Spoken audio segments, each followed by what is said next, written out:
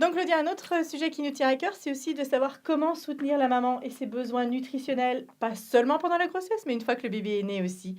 Il faut savoir que c'est une période avec beaucoup d'excitation, c'est une période où il y a beaucoup d'émotions, beaucoup de changements physiologiques de nouveau dans le corps de la maman, de la Beaucoup fatigue, de un petit fatigue. peu d'angoisse, euh, des semaines un peu chaotiques aussi.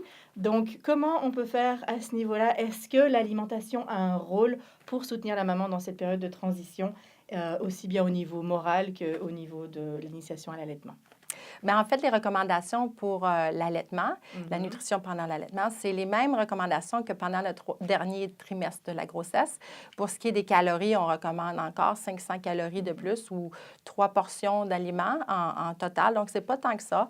Un verre de lait ou un verre de lait de soya, un yogourt avec une pomme, des amandes, de l'hummus avec des carottes. Alors, c'est des bonnes idées de collation. Et puis, en fait, c'est pas tant qu'on C'est pas pense. tant que ça à ce niveau-là, Oui. malgré le fait que les mamans souvent ont bien plus faim Oui. quand elles allaitent que pendant la grossesse. Continuer avec les suppléments vitaminiques, calcium, vitamine D, fer, acide folique, tout ça, on doit continuer à en prendre. Toujours très important.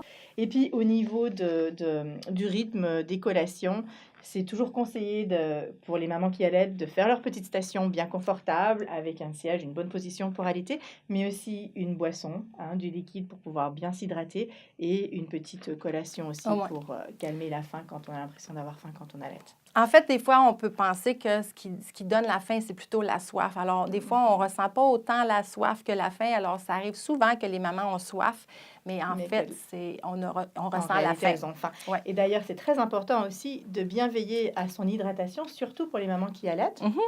Puisque les recommandations sont plus ou moins de 14 à 16 verres, ça tasse par jour. C'est significatif comme augmentation. Si vous n'avez pas le goût de compter les 16 verres, une manière rapide pour tester votre niveau d'hydratation, je dirais, c'est de regarder votre couleur du pipi. Ouais. Alors, si est couleur limonade, tout va bien. Jus de pomme, ça veut dire qu'on est un peu déshydraté. Et la couleur du thé, bien là, ça va pas. Il est temps de boire. Oui, boire plus d'eau. Et pour ce qui est de la caféine, on continue à recommander de ne pas dépasser 300 mg par jour.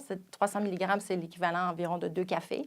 Un café a environ 150 mg ou 4 thés en tout. Il faut faire attention. La caféine, c'est un stimulant du système nerveux central. Alors, si nous, on a besoin d'un petit réveil le matin, bien, c'est pas si sûr que le bébé en a autant besoin. On en a besoin, c'est sûr. Et puis, la dernière chose à faire attention, c'est l'alcool. Alors, on sait que pendant la grossesse, l'alcool, c'est à éviter à 100 maintenant, quand le bébé est arrivé, bien, des fois, les restrictions sont un petit peu plus relaxes par rapport à l'alcool.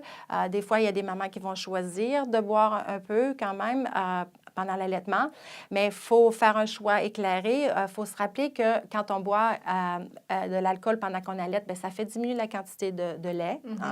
Et puis, ça peut endormir le bébé, ce qu'on pense qui est bien, mais pas nécessairement si bien que ça, parce que le bébé peut être un peu endormi et boire moins pendant l'alimentation.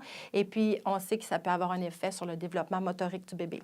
Alors, il y a quand même des risques à boire pendant l'allaitement. Est-ce qu'il y a d'autres choses à vérifier ou à surveiller? Oui, le mercure encore. Donc, pour ce qui est du poisson, on a encore besoin de 2 portions minimum de poisson ou de fruits de mer par semaine.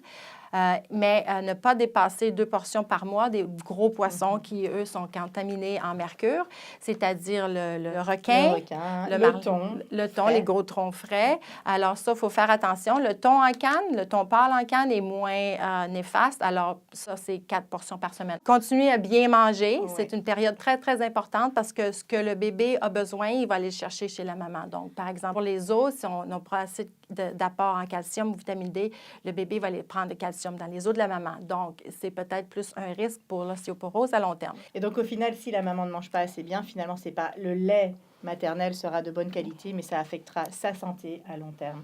Et c'est pour ça que malgré tout, malgré le fait que ce soit chaotique, on dit qu'il faut surtout essayer de ne pas s'oublier en tant que maman On passe et en de premier. bien faire attention à ses besoins pour avoir une alimentation qui vous soutienne, vous, en fait, pendant cette période-là.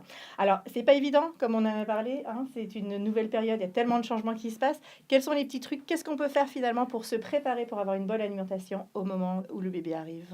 Oh, ben, c'est souvent d'être préparé, d'avoir des aliments prêts, de cuisiner avant d'aller à l'hôpital, avoir plein de trucs dans le réfrigérateur ou dans le Dans le congélateur. congélateur. Si nos amis viennent avec des repas, ben merci, vous pouvez en amener plus, d'encourager les gens à nous aider. Ne surtout pas hésiter Ne pas- à demander de l'aide à ce Oui. niveau-là et même parfois de s'organiser ou demander aux copains et aux copines et à la famille de s'organiser pour pouvoir nous apporter un petit plat une fois par jour ou une fois tous les 2 jours pendant plusieurs semaines. Ça vous libère complètement de cette responsabilité. Ça vous permettra d'avoir une meilleure transition aussi. Au final. Profitez-en. Profitez-en.